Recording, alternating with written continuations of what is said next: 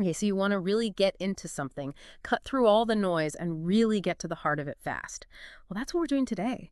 You send in this really interesting set of materials that focus on super fast strength gains, specifically these training guides that detail this 3-week program to, like, I guess just completely blow up your bench press, what they call blast your bench. Yeah, exactly. And you even included this like bonus section on getting your squat up too. Yeah. Yeah. Yeah. So think of this as your fast track, your express route to understanding how these programs are actually aiming to deliver, really big strength increases, but in a very short period of time. Exactly. So we want to pull out the core theories and practical advice from these resources so you can really get a grasp on the mechanics, the how, the why behind these, kind of rapid gains, and then think about whether or not the underlying principles might be useful for, your own kind of more broader fitness goals. Yeah. And we've got, workout routines, nutrition plans, and even supplement recommendations to get into. Right. Yeah. We're going to unpack all of that. Yeah, so we're not going to get lost in every single set and rep. We're going for the big picture,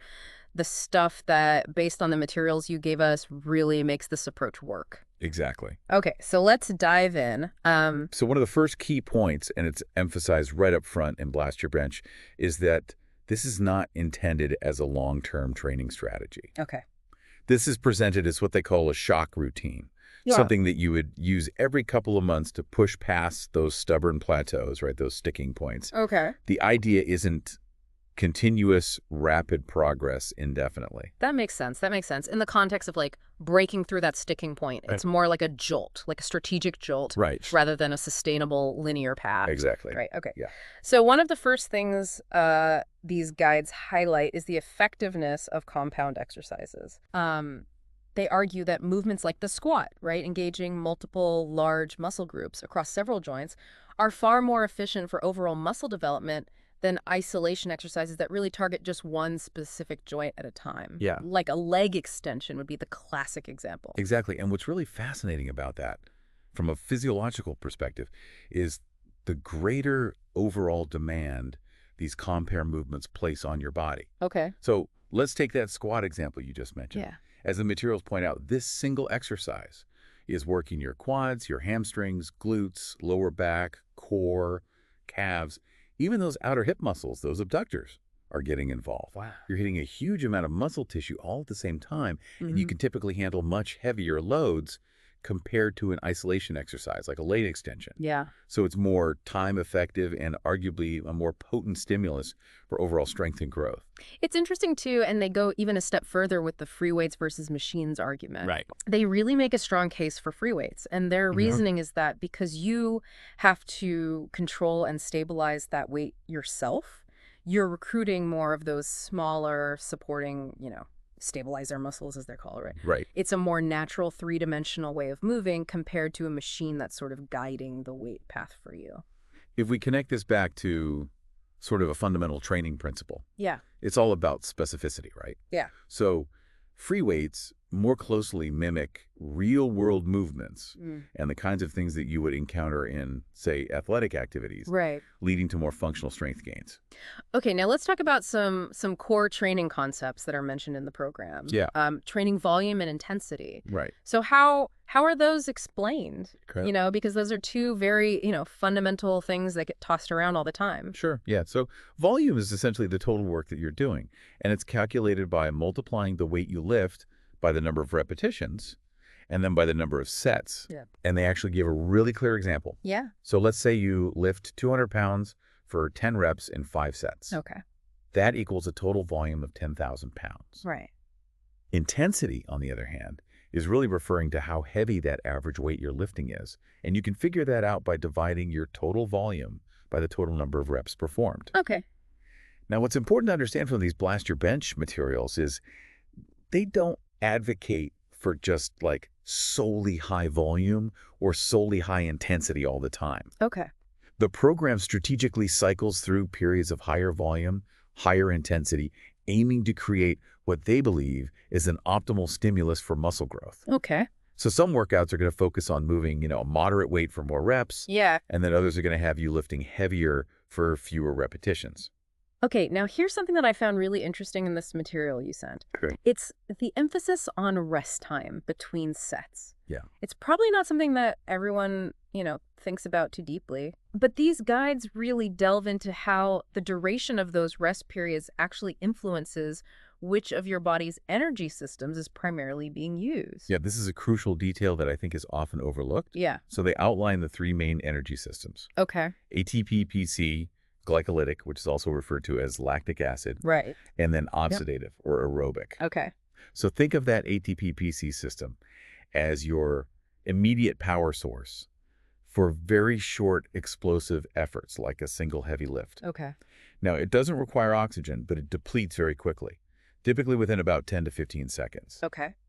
So that's why you'll often see, power lifters taking these very long rest breaks, 3 minutes or even more, Yeah. to allow the system to largely recover before their next heavy attempt. Okay, so then there's the glycolytic system, Yeah. which, kicks in for those kind of slightly longer, more intense sets, usually lasting between, 30 seconds or a couple of minutes. Yeah, And, that burning sensation you feel in your muscles during those sets, that's actually the buildup of lactate. exactly. This system, allows for a greater overall volume of work compared to pure ATPC efforts. Right. Right. And then lastly, there's the oxidative or aerobic system. Yeah, so this is what's fueling longer duration, lower intensity activities. Right. So think like steady state cardio. Yeah. While it's not directly the primary energy source for heavy lifting, it does play a really significant role in recovery between sets and also your overall endurance. Right. So what this program is really highlighting is that by intentionally manipulating those rest periods, Yeah. you can strategically tap into the benefits of each of these systems to, really optimize muscle growth and strength development. Okay. Now, they also bring up something that some of us may not have even really considered before, and that's the ideal length of time for a weight training session. Yeah. They reference, research suggesting that after around 45 minutes of really intense weight training, that your body's natural testosterone levels can start to decline. Right. So, Yeah, and that brings up a really important point about training efficiency and the hormonal environment. right. So they're suggesting that by keeping your actual hard weight training sessions to around that 45-minute mark, you might be in a better position for recovery and muscle growth due to a more favorable hormonal response. Okay. It's important to note, as they do, that this doesn't include like your warm-up before lifting or your cool-down afterward. Right.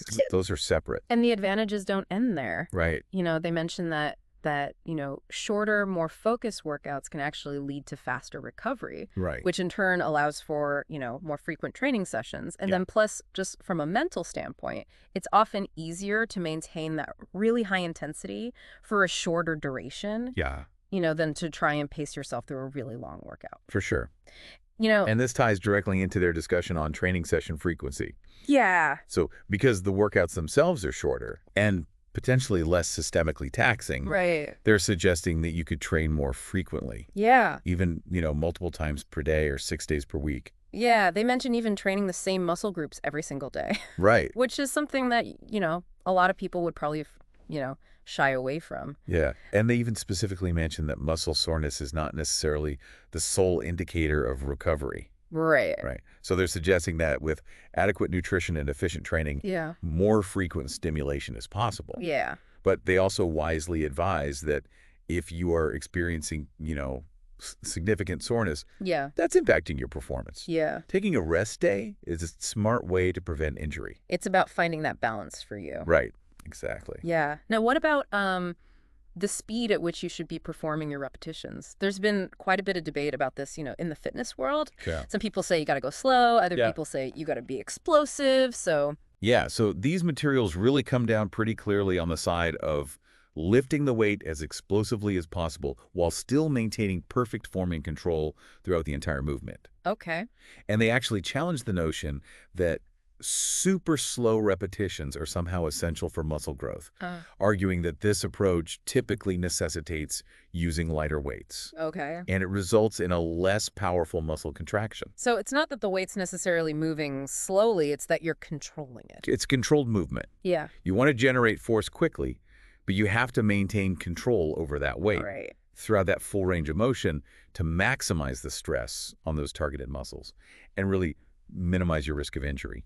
So finally, when it comes to making continuous progress, the program really emphasizes this idea of progressive overload, which is a cornerstone of virtually any effective strength training program. Exactly. So their primary method within Blast Your Bench is actually quite straightforward. They want you to aim to increase the weight you lift in each subsequent workout by approximately 5 pounds. Yeah. Now, since the sets, reps, and rest intervals are all predetermined, this increase in load really becomes the main driver of strength gains over those 3 weeks. Right. So that gives us a good overview of kind of the foundational principles behind the program. Yeah. Now, let's delve into the specifics of how they apply these principles to the bench press itself Okay. for maximizing the weight that you can lift. Okay, so for the duration of this 3-week program, the bench press basically takes center stage. Yes. Workouts for other muscle groups are sort of shifted to a maintenance level Right. to allow your chest, shoulders, and triceps to really recover optimally for all that benching. And this really focused approach is the defining characteristic of kind of a shock routine. Right. It's a temporary period of specialization. Okay. However, before even starting this specific routine, Yeah. they really emphasize the critical importance of having sound bench press technique. Yeah, you got to have that good form. You need to have that established foundation first. Okay. Now, a key part of preparing for the program is determining your 1-rep max, Okay. or your 1RM, which is that heaviest weight that you can successfully lift for a single repetition Right. with good form. Yeah. And they actually give you a really detailed step-by-step protocol for finding this safely. Yeah. Starting with light warm-up sets, Okay. gradually increasing the weight in sets of 3, Okay. and then single attempts, with ample rest in between each lift. Gotcha. And they even advise that if you fail a lift, take a longer rest, Okay. slightly reduce the weight, and try again. Yeah. The goal is to find your true maximal effort for that 1 rep, Right. because knowing your 1RM is really vital, because the Blast Your Bench routine is going to prescribe the weights that you'll be using Okay. for various sets and rep ranges as a percentage of that 1 rep max. Okay, so aside from the core bench press workouts, Yeah. what kind of assistance exercises do they recommend to kind of support your benching performance? So they actually give you a pretty specific list Okay. of exercises Okay. that are chosen to target muscles that directly contribute to your bench press strength and also stability. Okay. So first up is bent over dumbbell flies, Okay. which are going to work your rear deltoids Okay. and help strengthen the muscles that retract your shoulder blades, Okay. which is really crucial for maintaining a stable platform on that bench. Yeah. Next up is bent barbell rows, Okay. excellent for your lower back and your latissimus dorsi, Right. which really contribute to tightness and power during that lift. Okay. Abdominal crunches are also included for strengthening that core, which is essential for overall stability Yeah. Yeah. when you're handling those heavy weights. Got to have that core. Exactly. Okay. Interestingly, they also recommend squats Oh, wow. for developing the strength of your thighs, lower back, hips, and glutes, Okay. which are all going to provide a solid base of support when you're on that bench. Okay, so it's all connected. Exactly. It's a full body movement, even though we're thinking about that upper body. Yeah. And then finally, they include standing calf raises Okay. for just kind of general lower body stability as well. It's interesting they include those lower body exercises like Yeah. squats and calf raises, Yeah. underscoring, how interconnected the entire body is. Absolutely. When we're thinking about a lift like the bench press. Well, right. It's not just about those pecs and triceps. Right, exactly. It's about creating a stable base and, Yeah. generating that force from the ground up. Yeah. Now, you can train with perfect technique, Uh-huh. high intensity, Right. but without the proper fuel, Yes. your body isn't going to be able to recover and build new muscle, right? Exactly. So what does Blast Your Bench have to say about nutrition for maximizing size and power? So nutrition is really paramount here. Yeah. They really emphasize this point. Yeah. You need to consume sufficient protein to rebuild that muscle tissue, and then enough total calories to fuel those really intense training sessions and support your recovery. Okay. So they recommend a diet high in protein from sources like, chicken, eggs, Yep. plenty of carbohydrates, Okay. for energy from foods like bread and pasta, Okay. and then a moderately high intake of healthy fats Gotcha. from sources like peanut butter, cheese, things like that. Yeah. And they actually direct you to nutrition charts within the program for more specific guidance. Okay, so they give you those tools as well. Yes. Yeah. And the timing of your nutrient intake also seems to be a key recommendation. Yes. They suggest eating every 2 to 3 hours Right. throughout the day. Yeah, to ensure a consistent supply of amino acids Okay. for muscle repair, and also to make it easier to consume what is likely a large amount of food Right. necessary to support this kind of training. Gotta get those calories in. Exactly. And hydration, of course, is non-negotiable. Right. They recommend drinking at least a gallon of water daily. Yeah, that's key. Yeah. So they even provide sort of a basic template Sweet. for how to structure your meals. Yeah. Aim to include a source of protein, Yep. a starchy carbohydrate, Yes. and some fruit or vegetables with each meal. Exactly. And, for those who might find it challenging to consume enough whole food throughout the day, they suggest incorporating protein shakes, meal replacement drinks, and those high-protein bars. Right, as a convenient way to hit those protein and calorie targets. Right. And it's a good point they make about gradually increasing your food intake Yeah. if you're not accustomed to eating these, rather large Oh, quantities. you want to shock your system. Yeah, exactly. Start slow and gradually increase. Exactly. Now, to give you a clearer picture of what this might look like on a day-to-day basis, they actually provide several sample eating plans. Oh, wow. So they really... Yeah, Oh, they wow. give you a blueprint. Yep. They emphasize, though, that these are just examples. Yeah. And you can certainly make substitutions as long as you're maintaining that overall balance of protein, carbohydrates, fruits, and vegetables in your diet. Okay, now let's talk about supplements. Okay. Those kind of extra aids that you can use. Sure. The program clearly states that they're not essential for achieving results. Right. But they can certainly be beneficial. Yeah. So what are their primary supplement recommendations? So their suggestions are pretty common in the strength training world, I would say. Okay. They recommend protein powders, Okay. meal replacement powders, and high-protein bars Makes sense. as a practical way to increase your protein and calorie intake, especially around those training times. Yeah. And they also advise taking a basic multivitamin and mineral supplement Okay. a couple of times per day Yep. to help ensure that you're meeting those micronutrient needs. Right. And they even go so far as to suggest that a standard, affordable store brand is perfectly adequate. You don't have to get the fancy, expensive stuff. Exactly. Yeah. Vitamin C also gets a specific mention Okay. with a recommended dosage of 1,000 milligrams Okay. taken 3 times daily Wow. for its potential to support immune function, Okay. reduce muscle soreness, and enhance recovery. Interesting. And then, of course, there's creatine monohydrate. Yeah, creatine is really a cornerstone Okay. of their supplement recommendations. Oh, sure. They explain its benefits in terms of promoting lean muscle mass, Okay. increasing strength and power output, Okay. enhancing energy availability during your workout, Okay. and creating a fuller muscle appearance through a process called cell volumization. So it's helping to essentially pull water into the muscle cells. Exactly, essentially drawing more water into those muscle cells. Okay. Now, they even detail a specific loading phase Okay. of 25 grams per day Okay. for that first week. Yeah.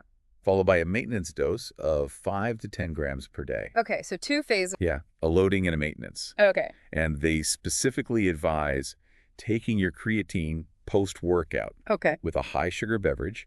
And they actually even use the example of Kool-Aid Okay. to trigger an insulin spike, Gotcha. which they believe helps with absorption. Okay. They even provide an example of a post-workout shake Okay. consisting of whey protein, sugar, and creatine. Okay. And they suggest you wait about 30 minutes after consuming this before eating a solid meal. So really giving your body a chance to kind of absorb all those nutrients. Exactly. Yeah. Okay. And they also helpfully include some website links where you can purchase whey protein and creatine. Oh, fantastic. Yeah, very practical. So we've covered the underlying theory, Yeah. the nutritional strategies, Right. the supplement recommendations. Right. Now let's get down to the specifics Yeah. of the Blast Your Bench routine itself. Okay, let's do it. What does a typical training week actually look like? All right, so the core of the program involves a significant emphasis on bench pressing. Mm-hmm. And you're going to be doing this 5 days a week. 5 days a week. 5 days a week. Wow. Okay. And the other muscle group workouts are really going to serve as more of a maintenance protocol, Okay. That makes sense. as we discussed earlier. Mm. And they suggest a Monday through Friday schedule Okay. as a good starting point. Yeah. But they also acknowledge that you can adjust it Right. to fit your own personal schedule. If you're a weekend warrior or whatever. Yeah. Exactly. Okay. And they also emphasize the value of having a dedicated training partner, Okay. someone who's equally committed to the program, Yeah. or even stronger than you, Okay. for encouragement, Yeah. for motivation, for Yeah. spotting you. Yeah. Safety's key. Absolutely. Yeah. And assisting during those heavy lifts. Yeah. So find someone who's going to push you and keep you safe. Exactly. Okay. Now, before you even begin that Mm-hmm. intense 3-week blast, Yeah. there's a 2-week preparatory phase where you're actually going to avoid flat bench pressing entirely. You're not even going to touch the flat bench. You're not going to touch it for 2 weeks. Wow. Okay. Instead, you're going to focus on exercises like incline dumbbell press, Okay. dumbbell bench press performed on a stability ball, Okay. seated dumbbell shoulder press, bent over lateral raises, tricep pushdowns, and push-ups. So a lot of accessory work, it sounds like. Exactly, a lot of accessory work. Okay. And the focus during this pre-routine is on training with heavy weights, Okay. but stopping short of complete muscle failure, Okay. typically performing 5 sets of 5 repetitions Okay. for that incline press. Gotcha. So you're still working hard. You're still working hard, Yeah. but not to that point of complete failure. Yeah. Okay. This phase is designed to give your joints and connective tissues a little bit of a break Okay. from that direct stress of flat benching, Gotcha. That makes sense. while still strengthening the key muscle groups that are involved. Then comes the main blast your bench routine. Okay. And this is where you're going to be pushing your limits on the bench press Yeah. with a variety of repetition ranges. Okay. And crucially, specific rest periods between sets. Okay. They really stress the importance of using a stopwatch Okay. to accurately track those rest times. Okay. So that's key. It's key. Okay. The idea is by varying those rep ranges and rest intervals, you're targeting both your fast twitch and slow twitch muscle fibers Okay. for maximum growth potential. Gotcha. And they even suggest that this type of really intense training can positively influence your testosterone and growth hormone levels. Oh, wow. Okay. Now, it's worth noting, they do mention the possibility of experiencing a temporary dip in your bench press strength Oh, okay. at the very beginning of Yeah. this intense routine. Okay. And they reassure you, not to be concerned if this happens. Yeah. They're basically saying it's simply your body adapting to that new training stimulus. Okay. And they anticipate a significant rebounding effect Okay. with substantial strength gains following that initial adjustment. So if you experience a little step back, don't worry. Don't worry, it's okay. part of the process. Okay. And of course, they reiterate the absolute importance of maintaining proper bench press technique Yeah. throughout the entire program. Got to keep that form. You don't want to get sloppy and risk injury. Yeah. Okay. So now when it comes to actually selecting the weights Yeah. for all those prescribed sets and reps, what's their guidance? So their guidance is to choose a weight that allows you to just barely complete the required number of repetitions Okay. with good form. So that sweet spot that, where it's challenging, but you're not. Right, you're not sacrificing form. Yeah. Okay. They actually provide some concrete examples Okay. based on someone with a 240-pound 1-rep max, Okay. illustrating how to adjust the weight for pyramid sets. Like what? 10, 8, 6, 4, 2. Yeah. Exactly. 10, 8, 6, 4, 2 reps. Okay. Faster paced 15 rep sets and heavier 3 rep sets. Ah. And then they also provide example weight ranges for individuals with different 1RM numbers. So if you have a different starting point. Exactly. So Yeah. 150, 175, 200, 225, and 350 pounds. Wow. So they really cover. They give you a lot of options. Yeah. Okay. To give you an idea of how to personalize the loading. Yeah. But the overall goal is to try to add 5 pounds to each set Exactly. in every subsequent bench press workout. Right. Whenever possible. Okay. So always looking for that incremental increase. That progressive overload Yeah. is key. And while 5 days of, really dedicated bench press training a week for 3 weeks can be effective as part of this program, they do caution that, continuing that level of intensity for longer durations could lead to overtraining. Absolutely. So adhering to that 3-week time frame seems to be, a critical component. It's a key part of the design. Yeah, of the program's design. Exactly. Now, they also outline these maintenance workouts, right? Right. So we've got workout A and workout B. Okay. And you'll be alternating these on the days you're not performing that main bench press routine. Okay. So workout A includes exercises like bent over dumbbell flies, bent over barbell rows, standing dumbbell curls, and abdominal crunches. Okay. Workout B consists of squats or leg presses, standing calf raises, and abdominal crunches. Okay.